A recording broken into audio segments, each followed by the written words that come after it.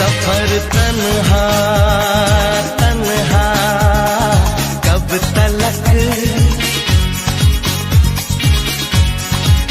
उम्र तन्हा तन्हा कब तलक। সৰ্বপ্ৰথমে মোৰ সবাৰ উচ্চৰণত সেৱা নিবেদিছোঁ। বৈকুণ্ঠৰ পাৰিষদ স্বৰূপ আই মাতৃ তথা বন্ধু বৰ্গৰ লগতে উঠি অহা নৱপ্ৰজন্ম আটাইৰে শ্ৰীচৰণত মই প্ৰথমে আপোনালোকৰ সবাৰো শ্ৰীচৰণলৈ মই সেৱা আগবঢ়ালোঁ।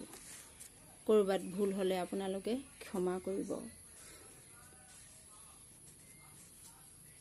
সৃষ্টিৰ এই সৃষ্টি কিমান বেছি কঠোৰ তাৰে এটি আগত এটা ভিডিঅ'ত মই প্ৰস্তুত কৰি আপোনালোকলৈ যুগুতাই দিছিলোঁ। এতিয়া যেতিয়া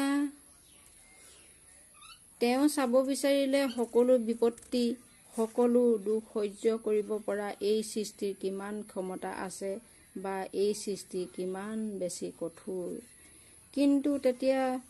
কিন্তু চুই যেতিয়া দেখিলে বহুত বেছি কোমল আছে। কোমল দেখিয়ে সেৱকজনে হাঁহিবলৈ ধৰিলে।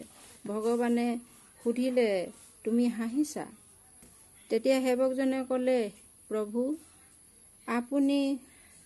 আপুনি কৈছে এই সৃষ্টিৰ নাম নাৰী হ'ব আৰু নাৰীয়ে যিকোনো পৰিস্থিতিৰ সৈতে যুঁজ দিব পাৰিব, কিন্তু আপুনি যি সৃষ্টি কৰিছে এয়াতো একেবাৰে কোমল।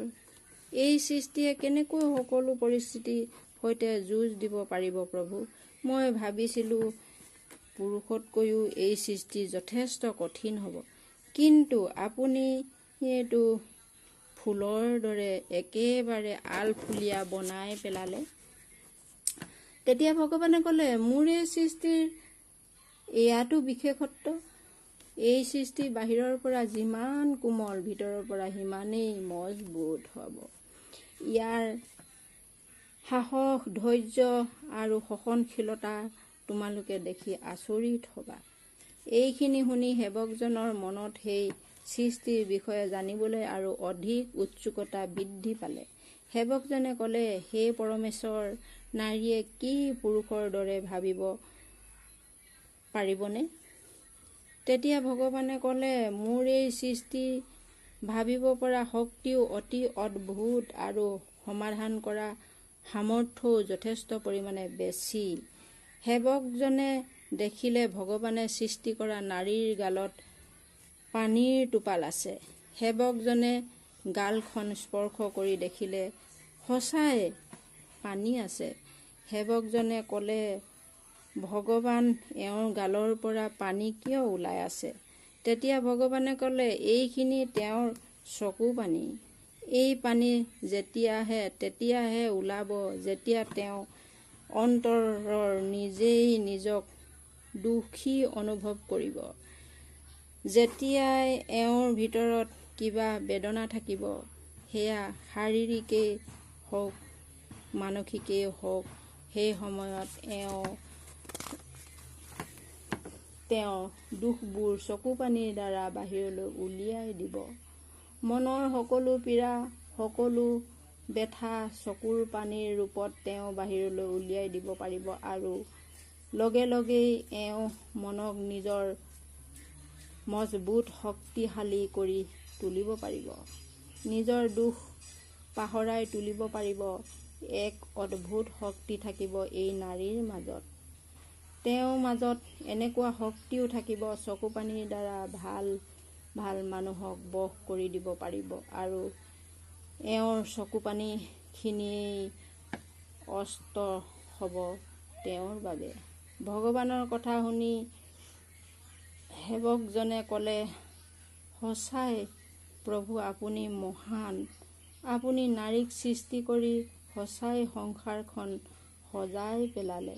সংসাৰলৈ এক অমূল্য সম্পদ আপুনি পঠিয়াই আপুনি এক সংসাৰ এই সৃষ্টিৰ প্ৰসাৰতা কৰিলে।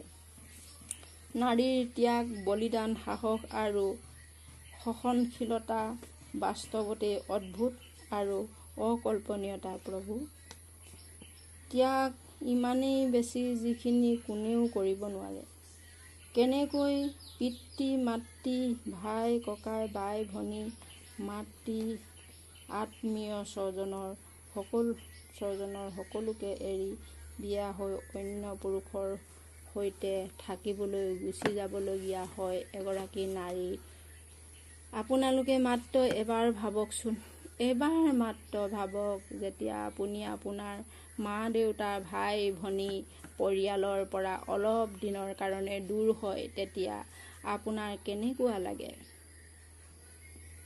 সেই মোৰ বাপ বান্ধৱ আই মাতৃ আৰু উঠি অহা নৱ প্ৰজন্ম আৰু মোৰ শ্ৰোতাবৃন্দ, আজিলৈ মই ইয়াকে আপোনালোকলৈ আগবঢ়াই মোৰ এই বক্তব্যখিনি সামৰণি মাৰিছোঁ আৰু ইয়াত অনেকখিনি ভুল ক্ৰুটি হ'ব পাৰে, তাৰ বাবে আপোনালোকৰ ওচৰত সেৱা নিবেদিছোঁ। কৃষ্ণ।